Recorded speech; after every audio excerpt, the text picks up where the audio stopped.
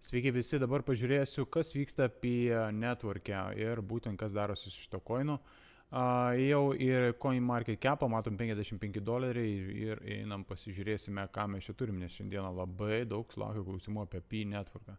Nes daugelis matyti lietuvių kasa su telefonai šitą koiną ir nori uždirbti. Tai mes šiandieną ir pažiūrėkime, kas čia vyksta, nors ir dieną dariau analizę, pasakau, kaip čia kas. Bet pirmą pasižiūrėkime šičia praeities struktūrą ir norime suprasti, kokie judesiai vyksta. Nors šiuo metu matome yra dieninis grafikas, junkim 4 valandų, žymiai aiškiau bus, norint suprasti pagal techninę dalį, koks tai yra trendas. Paimkime trendline'ą, turėjome impulsinę judėjimas atgal, šitą liniją taip, impulsinę judėjimas atgal, impulsinę ir vėl turėjome judėjimą atgal.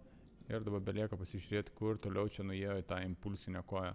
Nors jinai nuėjo labai toli, matome, įsišakojo į apačią.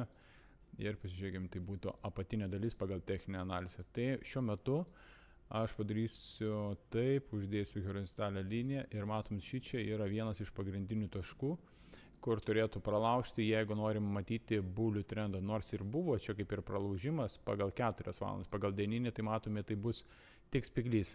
Ką tai parodo? Parodo tai, kas atėjo į prieš tai bus suportai, rezistinė zona dabar, bandė pralaužti, bet nepavyko ir toliau kelis kartus tai bando daryti. Šitą liniją ir šitą vietą pagal 4 valandas yra labai svarbu. Pagal dieninį grafiką, sakykime, jeigu mes žiūrėsime, mes matysime, kad tai yra tik spigliai ir tiesiog palėtė šitą vietą.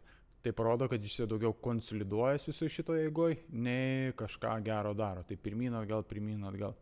O jeigu žiūrėti palėtai ar pirkti, ar parduoti, aišku, geriausias laikai yra žiūrėti į ko žemiau, į ko žemesnę kainą, o kur parduoti jau turite žinoti, ar tai galėtų būti viršutinė dalis, sakykime.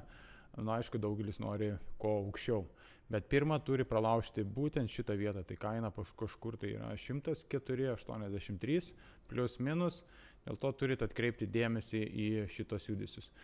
Toliau aš giliau čia neįsiu, nors mes turime irgi šičia impulsinė judėjimas, impulsinė vėl judėjimas ir daro konsolidaciją, tai ta konsolidacija čia gali ir tęstis pirmyn atgal.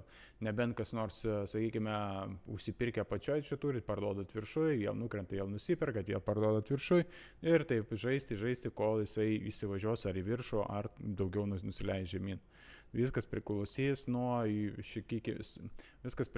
sakykime, nuo pačio Pi, kur jie integruos, ar ką darys, ar ką paskelbs, sakykime, tai ir gali tada įtakoti jų pralaužimą į viršų.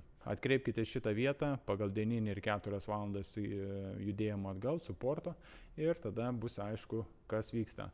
O šiaip dar prie to pačio aš tai laukčiau būtent tokių judėjimų. Taip. Kaip gautųsi suportas nuo šitos konsolidacijos šokimui, šitą būtent tokių judesių. Tada jau galima tikėtis dar didesnio judesio, kad ateitų iki viršutinės dalies. Tai būtų kol kas tiek ir reikia stebėti, ką daryti.